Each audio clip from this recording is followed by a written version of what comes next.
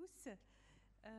On est ravis, et toute l'équipe de la médiathèque et du Centre des Arts qui nous accueille comme à chaque fois pour ces rencontres que j'organise avec Angela Assouline. Merci Angela de cette invitation encore ce soir. Voilà, on reçoit Madame Françoise Chandor-Nagor. Merci infiniment d'avoir accepté notre invitation. Je voudrais, comme à l'accoutumée, vous présenter un petit peu, et puis Monsieur Boussin animera la soirée.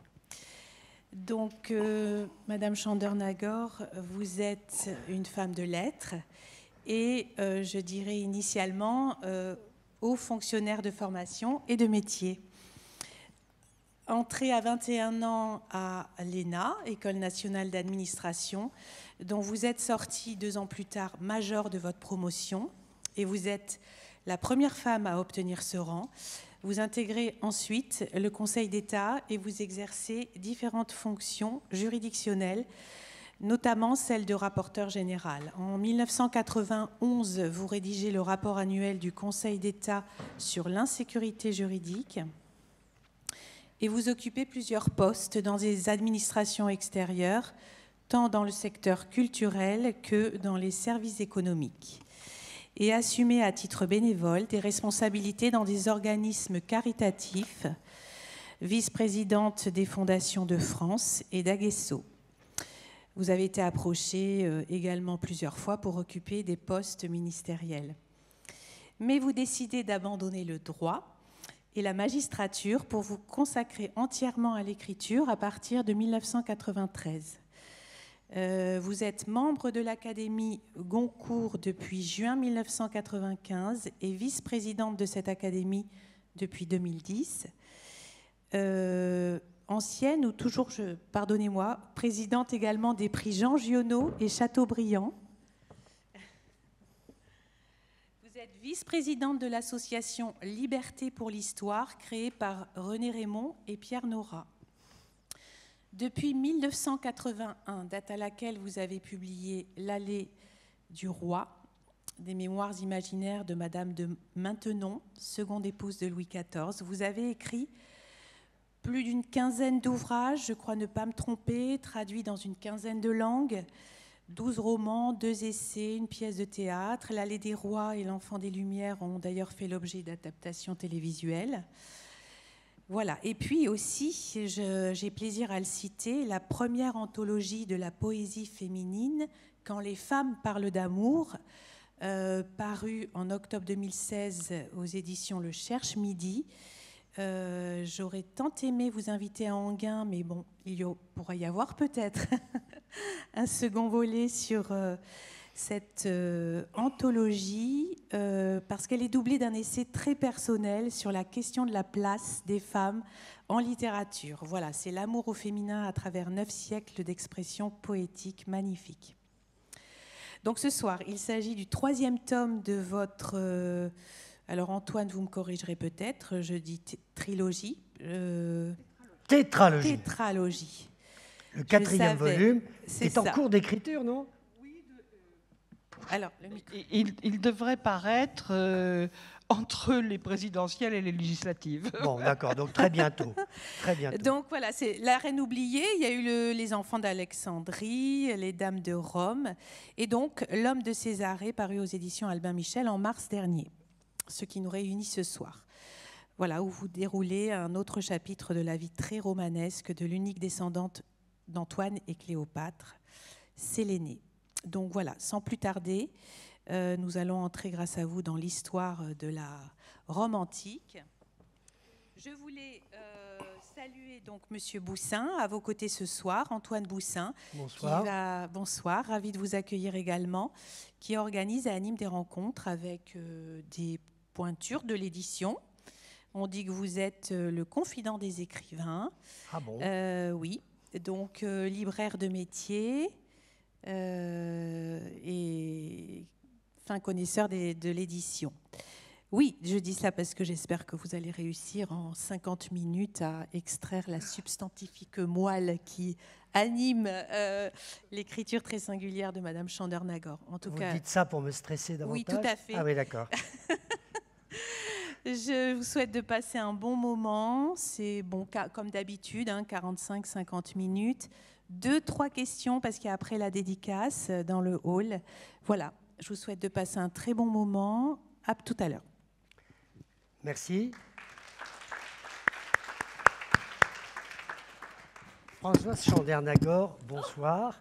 Ce que n'a pas dit Madame, et pourtant, ce qu'est un passage de votre biographie, peut-être le plus romanesque.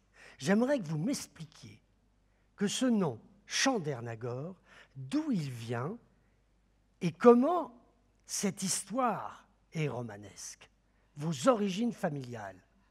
Oui, c'est vrai que je suis peut-être devenue romancière parce que j'ai vécu depuis toute petite dans cette atmosphère de roman familial, parce que c'est mon père qui, le premier, a fait beaucoup de recherches pour comprendre pourquoi nous nous appelions Chandernagor. Sa grand-mère lui avait dit « Cherche pas, mon petit, on est tous des métis ». Bon. Et on a découvert, vraiment même jusqu'à trouver l'acte de baptême, l'endroit où il avait été élevé, enfin tout. Le premier Chandernagor était un esclave indien à la fin du XVIIIe siècle, qui a été affranchi parce qu'il a été amené en France. Il a été élevé ensuite à côté de Bourges, dans le château du maréchal de Bussy, parce que, en fait, le maréchal de Bussy était un des grands, enfin, le grand adjoint de Dupleix pour l'Inde, et c'est lui qui combattait les Anglais. Bon, on a perdu pour finir, mais donc Charles-François Chandernagor, puisqu'on l'a appelé Charles-François, oui. Son nom d'esclave était Bengale. Et quand il est arrivé en France, on lui a donné un nom complet et il s'appelait donc après Charles-François Chandernagor. Et donc voilà, on est remonté, enfin toute la généalogie est bien claire, mais on ne sait pas de qui il était l'enfant, évidemment. Oui.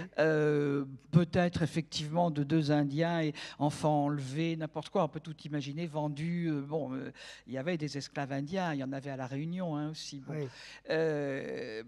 Peut-être, puisqu'il a été ramené en France, était-il le fils de Bussy ou d'un officier de Bussy avec une indienne? Enfin, tout ça, on ne peut pas savoir.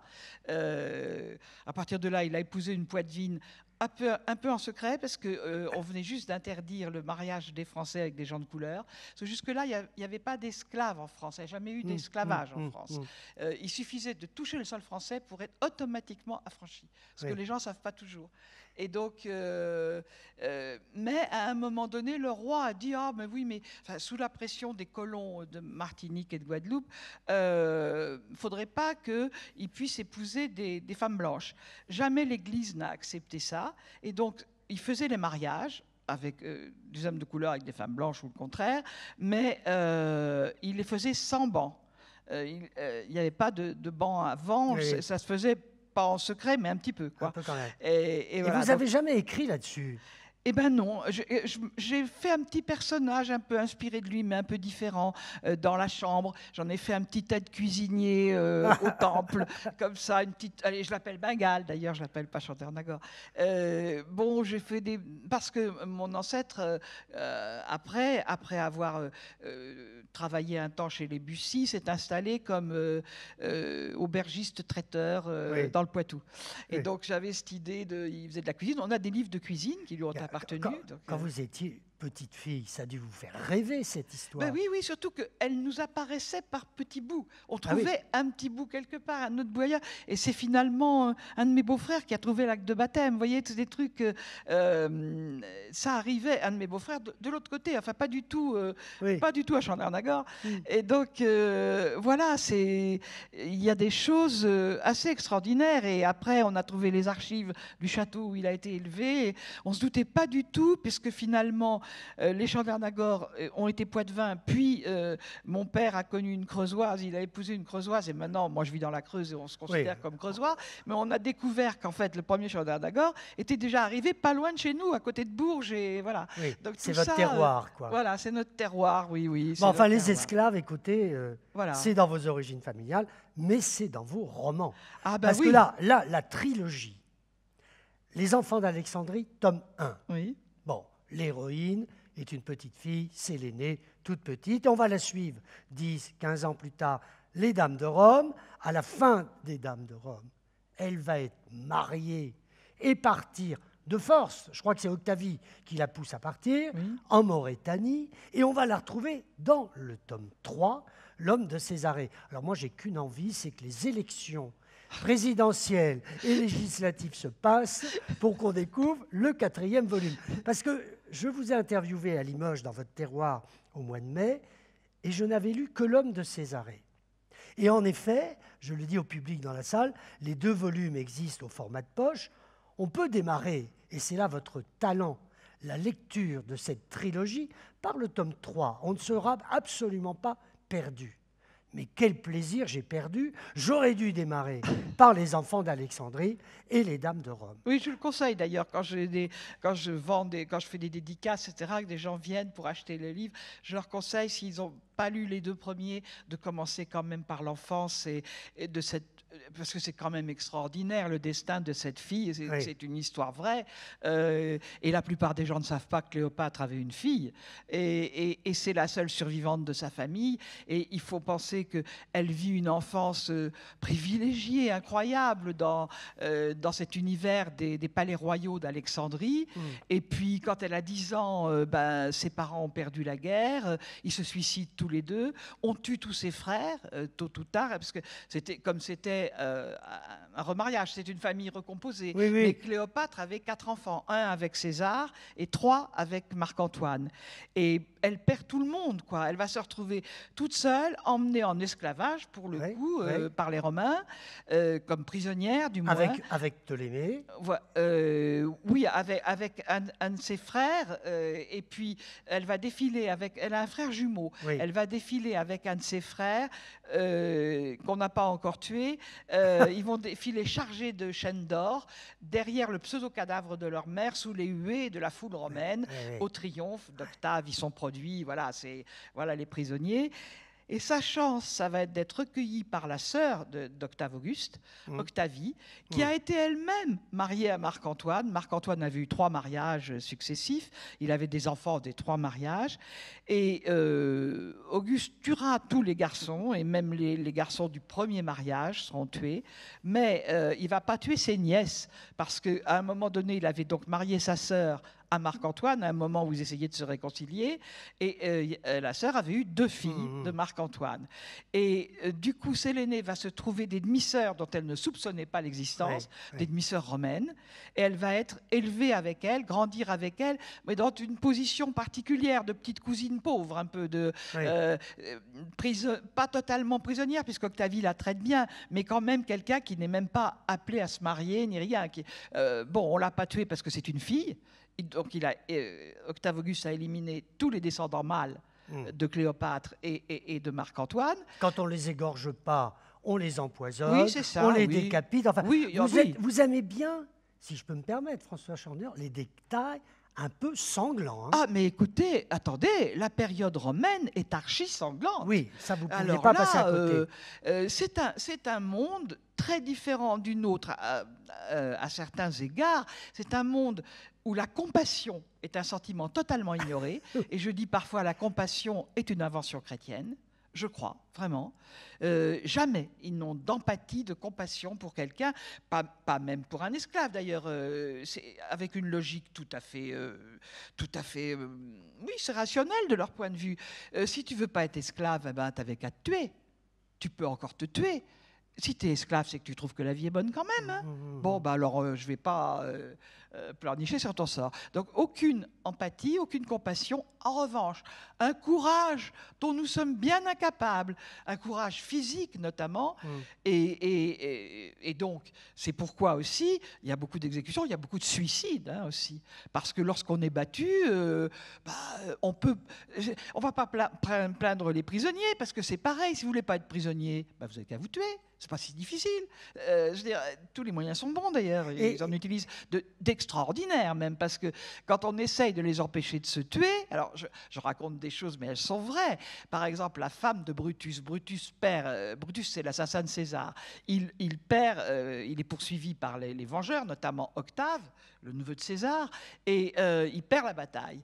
Ils se suicident, bon, ça, normal, avec son glaive, ils se font un harakiri, les Romains, c'est le grand truc, les généraux romains, mais sa femme n'a pas de glaive, etc. Elle apprend la mort de son mari, on essaye de l'empêcher de se suicider, elle va avaler les braises ardentes d'un brasero. Bon, chapeau quand même. Bon. Donc, ça, c'est... Moi, je dois dire que, à la fois... tout ce qui est sanglant, les combats de gladiateurs, toutes sortes de choses qu'ils ont inventées qui sont terribles. Bon, et la façon de mettre à mort les gens a été de plus en plus raffinée. Enfin bref, puis la crucifixion, c'est une de leurs inventions. Ils sont bons sur le sujet. Oui. Mais en face, il y a un courage qui, quand même, c'est extraordinaire. Extraordinaire. Alors, dans le tome 2, parce qu'Octavie est une femme, un personnage exceptionnelle. Ah, je souhaitais beaucoup la faire découvrir parce qu'on ne la connaît pas. Les femmes sont les grandes oubliées de l'histoire, c'est vrai. Je ne suis pas néo-féministe, rassurez-vous, pas du tout. Non, excusez-moi de vous couper la parole, mais je voudrais quand même vous poser la question que j'avais prévue sur le culte des morts. Une fois qu'ils sont morts, on ne doit plus en parler. Le pire des châtiments, c'est l'oubli. Ah non, c'est particulier.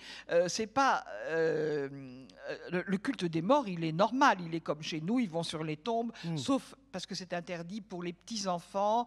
Il n'est pas du tout conseillé. On fait un enterrement très rapide, pas un vrai enterrement. En dessous de 10 ans, il en meurt tellement qu'ils ont pas droit. Ils ont droit à des obsèques au rabais. Et puis il n'est pas souhaitable que les parents aillent sur la tombe. Enfin, c'est tout à fait autre chose que nous comme sensibilité à cet égard. Mais c'est vrai qu'ils en perdent tellement qu'ils s'en seraient pas sortis autrement. Mais quand vous parler d'effacer la mémoire des morts, pas du tout, ils la gardent longtemps, sauf ceux qui ont été condamnés, c'est-à-dire condamnés par la République ou par l'Empire, considérés comme des ennemis publics, etc.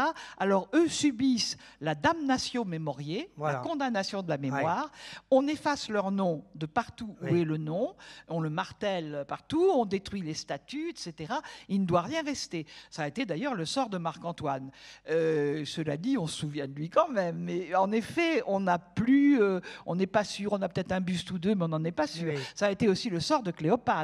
Oui. On s'en souvient quand même. On interdit à la petite Sélénée de parler, de prononcer le nom de son père, le nom de toute sa famille. Oui. Alors qu'elle vit à Rome dans la solitude et plutôt malheureuse. Oui. On lui dit, attention, je t'interdis de prononcer ce nom-là. Mais enfin, vous savez, on est reparti, je trouve, aujourd'hui, vers des trucs comme ça, empire, quoi, parce que, enfin, empire, ou peut-être pas empire, mais pareil, parce qu'on va arriver à des morts sociales, très, très vite, des damnatio mémoriae et sans jugement, quoi, on est parti pour, quand même. Les réseaux sociaux nous ont fait ce cadeau, et moi, je trouve ça terrible, parce que je suis une juriste, justement, et que je trouve que on a droit à des jugements. François Chandernagor. C'est un autre sujet, mais quand même. On n'est pas mieux que les Romains là-dessus. François Chandernagor, cette trilogie, elle est parfaitement construite, elle est implacable. Ah, j'espère. Et puis quand vous verrez le 4e volume, vous verrez que c'est construit. Mais je voudrais parler de votre invention de style, c'est-à-dire qu'il y a le style du roman. Voilà. Vous aimez les lieux, vous aimez les descriptions de paysages, vous aimez les villes. On n'a pas le temps de lire, mais il faut le démarrage. Donner aux gens ce que c'était qu'Alexandrie. Vous le dites, la plus grande ville du monde à l'époque, c'était Alexandrie. Oui. Et quand on arrive dans le tome 2, Les Dames de Rome, Rome n'est pas un faubourg, mais à côté d'Alexandrie. Oui, c'est rien. Parce que c'est tout en briques en plus, Rome, à l'époque. Mais comment vous avez travaillé? Parce que la période, c'est 50 ans avant Jésus-Christ. Sélénée est née en 40 avant Jésus-Christ, oui. Voilà.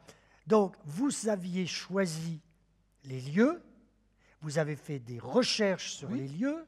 Alexandrie, la ville bleue. Rome, la ville rouge. Oui. C'est vous qui avez inventé ça? Ah oui, mais ça me paraît correspondre à la réalité, oui, assez.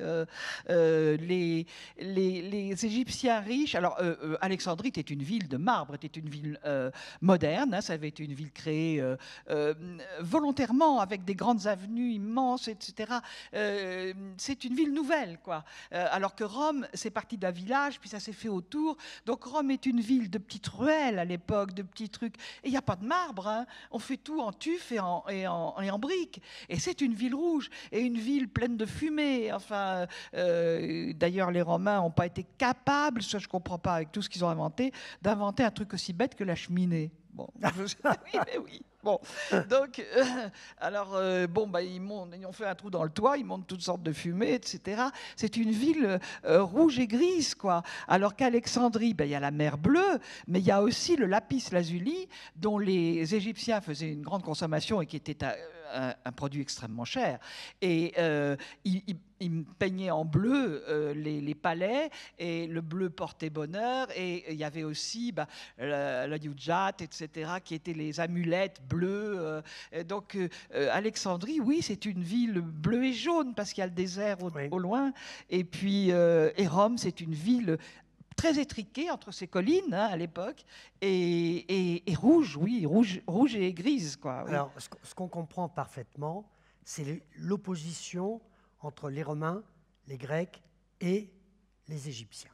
Oui. Ça, on est dans 3 civilisations, ah, oui. 3 manières de voir le monde, alors qu'il y a quoi? Pour traverser la Méditerranée, Rome-Alexandrie, c'est pas très loin. Enfin, quand même. Non, c'est pas très loin. D'ailleurs, les Romains mangeaient tout le blé d'Égypte.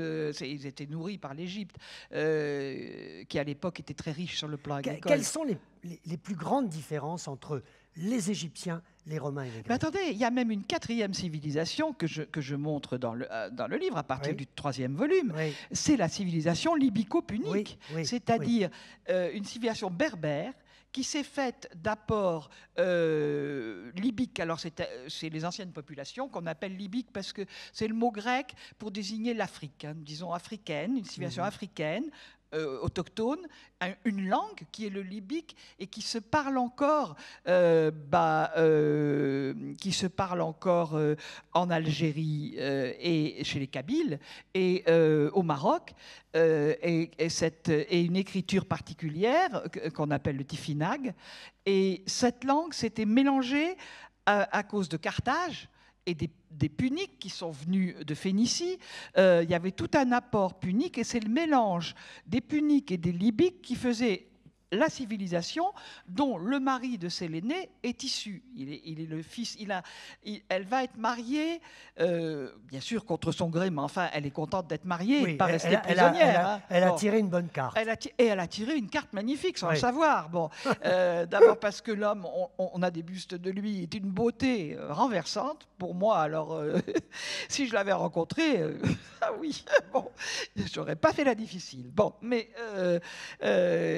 oui, on a quand même de très belles statues de marbre et de bronze de Juba, puisqu'il s'appelait comme ça, Juba II, ou Iobas.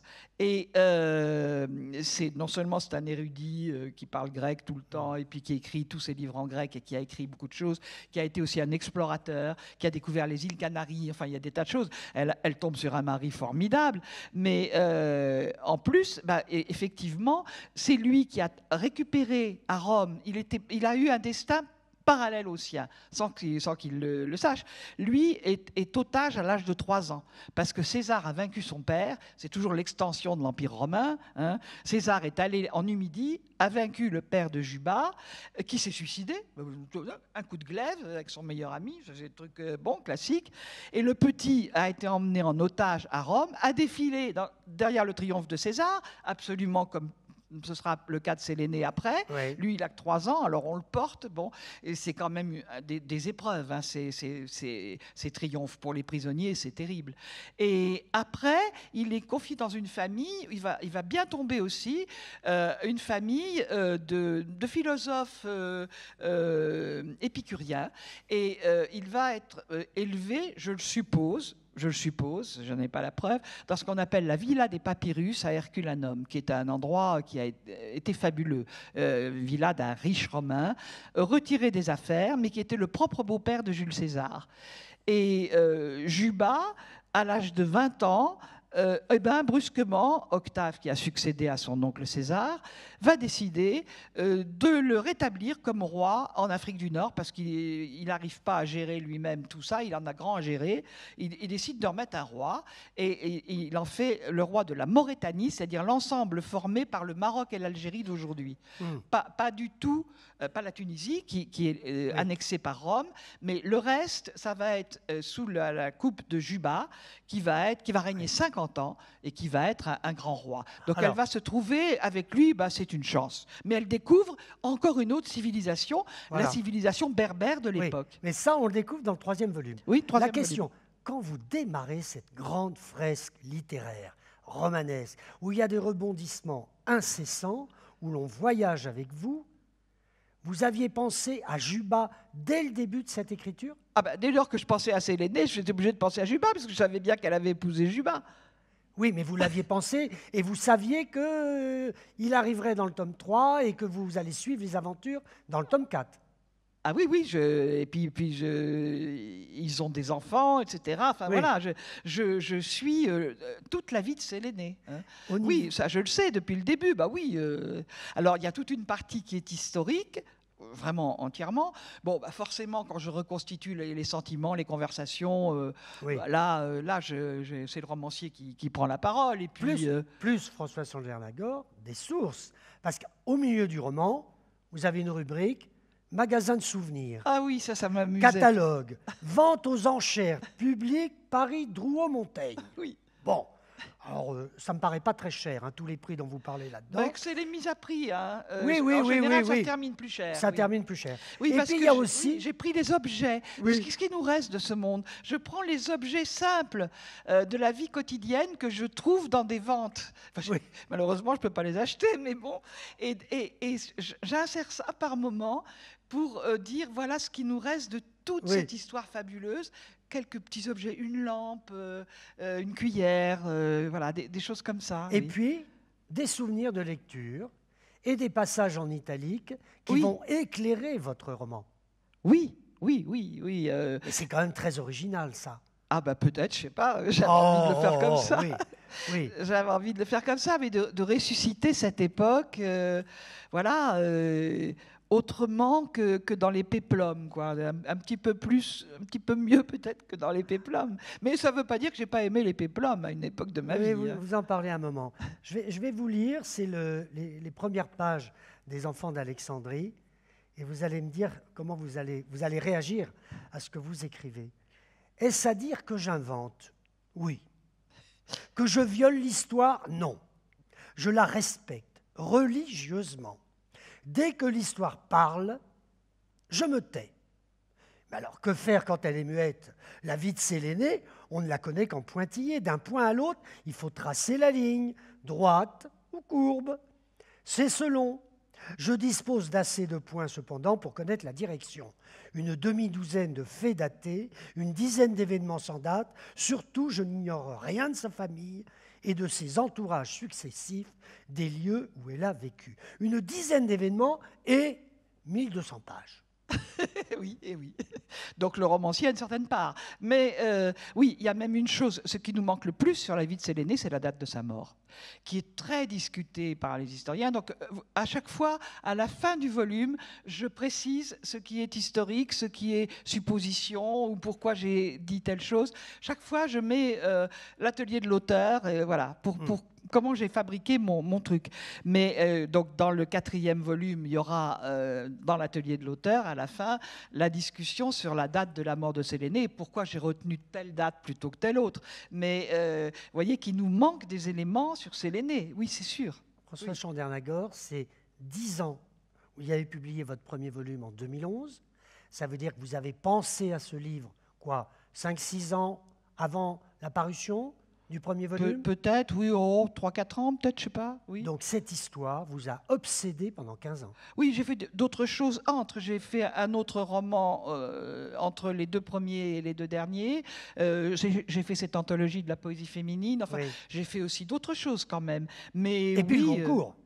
Algonquin, ça vous occupe oui, ça quand prend même. du temps, oui. Ça vous occupe Mais beaucoup. oui, c'est vrai que je vis depuis un certain temps là-dedans, du coup, dans l'Antiquité, quoi. Et je commence à être assez familière avec ça. Et je me dis, bon, je ne vais pas me remettre là-dedans, mais j'ai une idée sur une autre période de l'Antiquité qui m'intéresse bien, qui est l'opposé de celle-là. Là, on est dans la période où l'Empire romain est conquérant. C'est César, c'est Auguste, etc. Bon, l'Empire romain, c'est la grande puissance, et on est dans un monde qui se globalise. C'est la première mondialisation de l'histoire. Parce que vraiment, tout ce qui va être autour de la Méditerranée, et même loin de la Méditerranée, jusqu'au Danube, jusqu'à l'Ems, jusqu'à l'Arménie, tout ça, ça va être pris par les Romains. L'Égypte, tout ça, l'Afrique du Nord entièrement.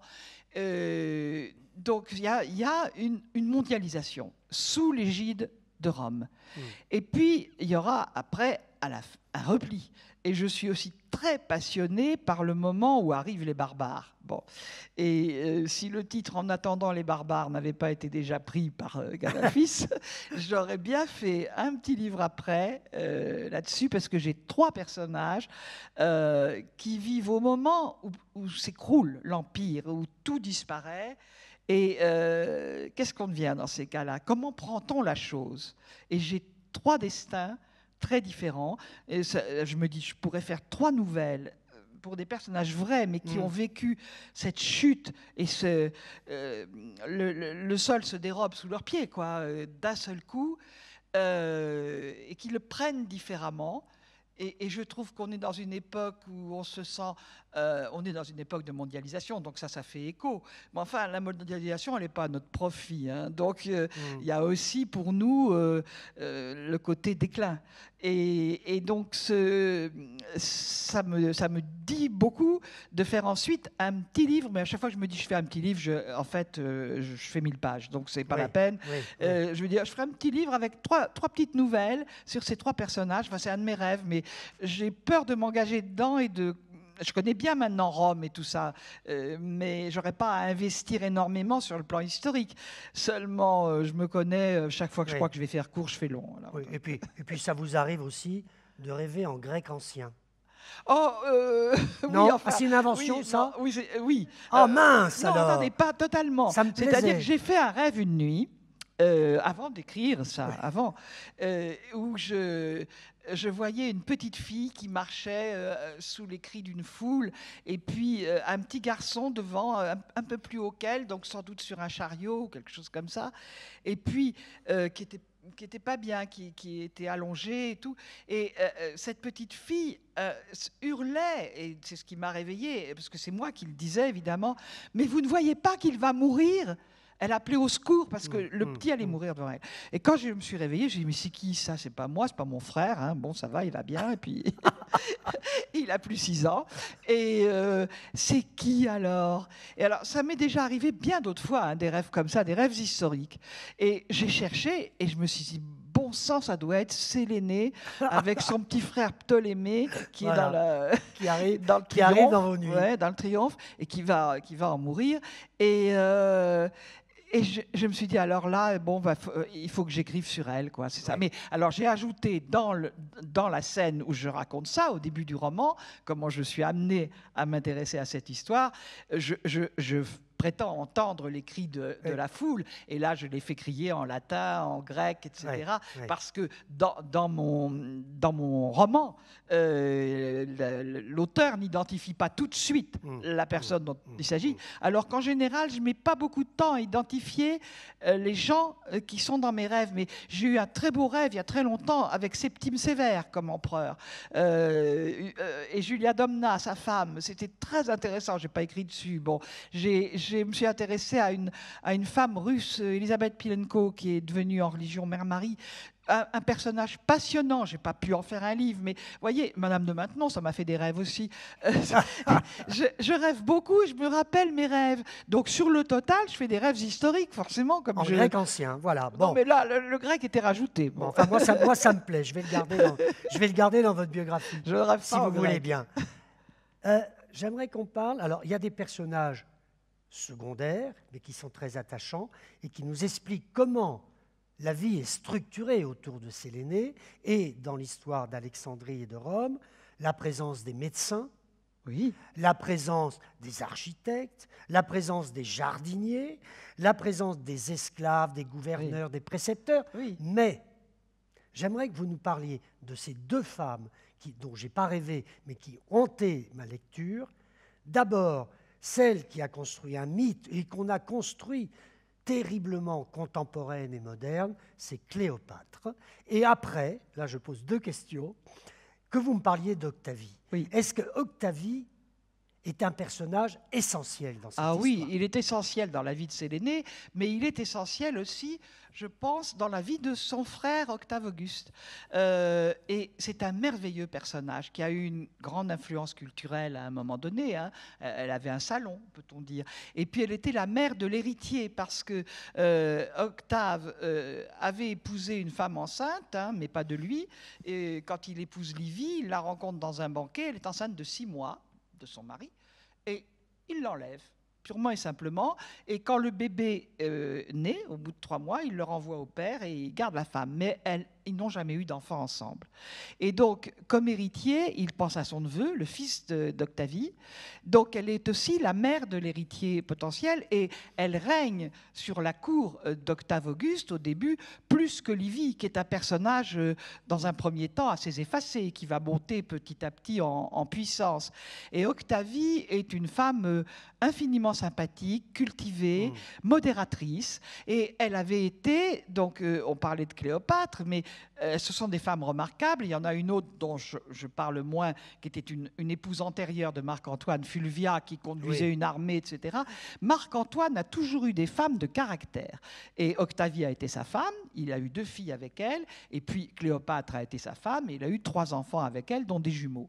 Et alors Cléopâtre est plus une femme politique, bien sûr, que Octavie. Octavie a une influence dans les marges. Je veux dire, son frère vient beaucoup lui demander conseil, il a besoin d'elle, mais elle joue par les coulisses, je dirais. Cléopâtre, non, parce qu'elle est vraiment... elle gouverne. Elle gouverne au nom d'abord de ses frères mineurs, et puis ses frères meurent, peut-être empoisonné, le deuxième. Le premier, il meurt vaincu par César dans une bataille, il meurt noyé.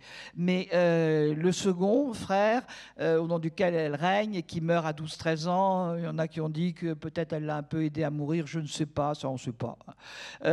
En tout cas, après, elle règne au nom de son fils, du fils qu'elle a eu de César. Et c'est un bébé, donc ça lui assure un bon temps de règne pendant qu'il grandit. Et donc c'est un enfant qu'on appelle Césarion. Il s'appelle Ptolémée Caïsarion, exactement Ptolémée Caïsar. Elle a demandé à César l'autorisation de l'appeler César en deuxième nom.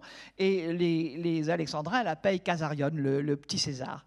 Et Cléopâtre est une femme qui était sans doute moins belle qu'on ne l'a dit, mais sacrément plus intelligente, enfin je veux dire extraordinairement intelligente. Elle parlait 8 langues, elle avait une grande culture, et elle savait séduire les hommes qui comptaient. Alors, dans ce processus de séduction, évidemment, son royaume l'aidait un peu, parce que l'Égypte était tout de même un empire et un sacré morceau, et un pays extrêmement riche.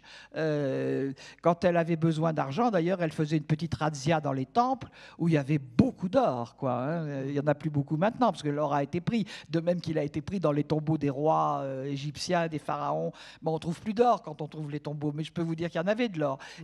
Et quand Cléopâtre avait besoin de boucler son budget, elle demandait aux prêtres de lui envoyer un tout petit peu d'or des temples. Oui. Voilà ce que vous écrivez sur elle, justement. Vous dites, mais belle ou laide, petite ou grande, cette femme-là, je ne l'imagine pas. D'habitude, quand l'histoire hésite ou s'efface, je comble les manques. Ici, bien que l'historien me laisse le champ libre, je ne peux rien imaginer. Cléopâtre, je ne la vois pas. Son visage, sa silhouette disparaissent sous des couches de culture superposées.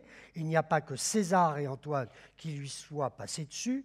Trop de peintres aussi, trop d'écrivains. Ce n'est plus une femme, c'est un mythe. Éternellement contemporain. Oui. Pourquoi elle fascine encore ? Il y a l'ensemble de son destin. Il y a la mort. Alors moi, je pense qu'elle s'est empoisonnée. Je ne crois pas à l'histoire du serpent, mais c'est une belle histoire parce que, de toute façon, c'est une belle histoire. Mais en plus, c'est un fort symbole puisque le cobra était le symbole de l'immortalité des pharaons.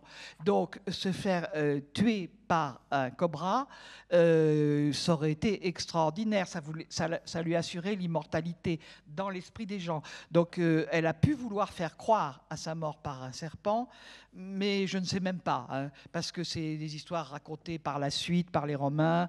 Elle avait des poisons, et je pense qu'elle a pu s'empoisonner, parce qu'en tout cas, elle est morte, alors qu'elle était prisonnière, elle est morte en même temps que ses deux suivantes. Je ne pense pas que le serpent ait eu assez de venin pour les 3 personnes, et elles sont mortes toutes les 3, donc je pense qu'elles avaient un poison.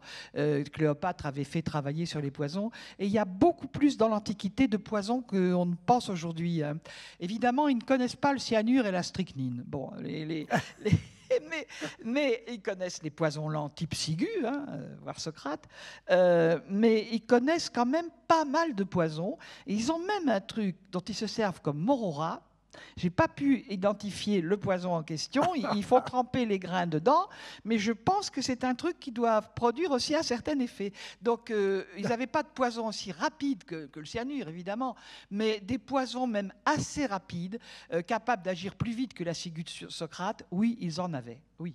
Donc, mais Cléopâtre, c'est vrai que c'est difficile de l'imaginer parce qu'on l'a représentée blonde, on l'a représentée brune, on l'a représentée belle, on l'a représentée laide, et on n'a presque pas de portrait sûr d'elle.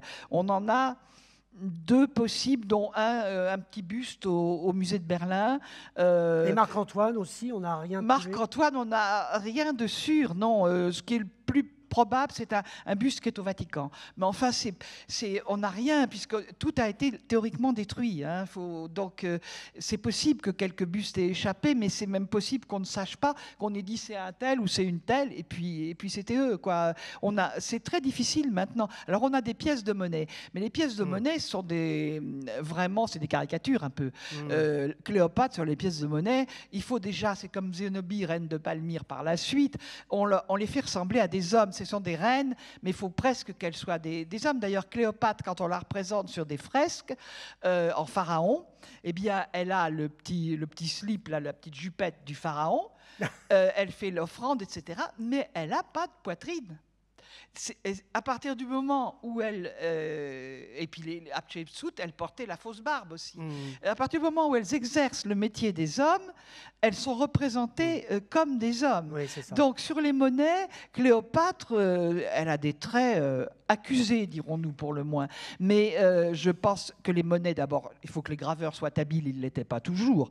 Et c'est pas très facile de graver sur une toute petite monnaie. C'est des très petites monnaies, les monnaies antiques, hein, plus petites qu'on imagine. Surtout quand c'est de l'argent ou de l'or. C'est très, très petit. Hein. Les pièces d'argent, elles font plus petit que mon ongle. Hein. Donc, c'est quand même petit. Et donc, ils font comme ils peuvent. Mais c'est vrai que Cléopâtre, sur les monnaies, elle n'est pas à son avantage. Hein. Voilà ce qu'on peut dire. Alors, on trouve des choses encore aujourd'hui. Hein. Oui. Vous parlez d'un poète dont vous aimeriez évidemment trouver, vous, ou qu'on vous offre le livre entier qui... Vous comprendrez, mesdames, messieurs, que Françoise Chandernagor aime bien les histoires d'amour. Ça s'appelle « Les amours de Gallus ». Et en 78, à Assouan, donc dans le sud de l'Égypte, on a retrouvé des fragments de papyrus avec des textes. Oui, oui. On trouve encore en Égypte des choses tout le temps. On trouve tout le temps des choses en Égypte, conservées par les sables. Ça, c'est prodigieux. Hein.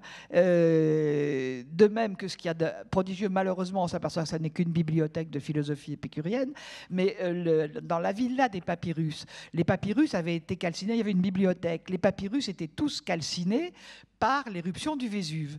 Et on avait essayé de les déplier, mais ils s'effritaient, c'est de la cendre à ce moment-là, alors qu'ils étaient encore bien roulés, quoi. Et donc, on les a retrouvés à la fin du 19e siècle, mais on ne pouvait pas les déchiffrer. Et on a réussi à mettre au point maintenant un truc qui les radiographie à l'intérieur. Enfin, on déchiffre les papyrus brûlés d'Herculanum. À la fois les nouvelles techniques, le lidar qu'utilisent beaucoup maintenant les archéologues, qui permet de voir des structures qui disparaissent complètement sous les forêts ou sous les sables. Ça passe d'en haut et ça vous dit qu'il y a là, au milieu de la forêt vierge, toute une ville ou un temple. On a des procédés formidables pour retrouver des choses. Et l'Égypte, on n'a pas fini de trouver des choses. C'est extraordinaire.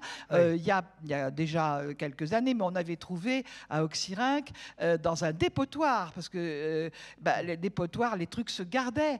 On a retrouvé des brouillons d'écoliers. Et on a retrouvé, grâce à ça, des pièces de l'auteur grec Ménandre, qu'ils étudiaient, ils recopiaient les scènes, etc. Et on a pu commencer à reconstituer l'œuvre de Ménandre, dont on ne savait rien au XVIIe siècle, par exemple. Vous devez être particulièrement excité, si je peux me permettre ce mot-là, en tant qu'historienne, quand vous sachez qu'on peut trouver des choses comme ça. Oui. Alors, vous avez connu des Roche-Noblecourt? Oui, un peu, oui, pas beaucoup, mais un peu. Un peu? Oui. Et quel souvenir vous en gardez? Ah, d'une femme très sûre d'elle. Non, parce qu'elle nous a fait découvrir les sites égyptiens. Ah, puis surtout, ce qu'elle a eu de formidable, c'est qu'elle a fait déplacer un certain nombre de temples, dont le temple d'Isis à Philae, parce qu'il faudrait parler des religions aussi. Je me suis beaucoup intéressée à ça. Oui. Et de qu'est-ce que le sentiment on a déjà religieux dépassé notre temps. Dans l'Antiquité. Angela nous contrôle là. On a dépassé notre temps déjà? Ah bah oui, il faut que le public puisse poser des questions. On n'a parlé de rien encore. Non, c'est bien ce qui me semble, oui, mais... Oui, non, les religions, évidemment, c'est important. Oui, c'est très important. Et donc, Desroches-Noblecourt a fait déplacer des temples qui allaient être noyés sous le lac d'Assouan. Oui. Et elle a fait déplacer Abou Simbel et le temple de Philae, qui était le dernier temple construit pour Isis, et à l'époque de Cléopâtre. Oui. Oui, donc ça c'est Desroches-Noblecourt. Il faut surtout lui être reconnaissante de ce truc formidable. Elle a évité que tout soit englouti sous le lac, quand on a fait le barrage, alors qu'on n'a pas fait la même chose en Irak. Quand l'Irak a décidé de faire un barrage qui engloutissait Doura Europos, qui était une ville syrienne, mais juive aussi, beaucoup, où il y avait une synagogue très ancienne, peinte à fresque, etc., avec des représentations, ce qui n'était pas d'ailleurs dans la tradition juive, mais là, ils avaient représenté des tas de scènes. Et Doura Europos, il y avait la ville, on l'avait dégagée, mais elle est noyée sous le barrage. On n'a pas fait l'effort de la remettre plus haut, alors qu'on a fait un travail de titan, le monde entier, à l'UNESCO et tout, mais grâce à Desroches-Noblecourt, qui a lancé le cri d'alarme, on a déplacé les temples et on les a sauvés. Et moi, j'ai eu le bonheur de découvrir Abou Simbel. Ah, c'est formidable. Ça ne peut pas s'oublier. C'est non, un moment ça ne peut pas s'oublier. Incroyable. Et c'est reconstitué formidablement parce qu'ils ont refait la montagne autour. Oui, c'est ça. Alors qu'il n'y avait rien là où ils sont. Oui, exactement. Oui, c'est formidable.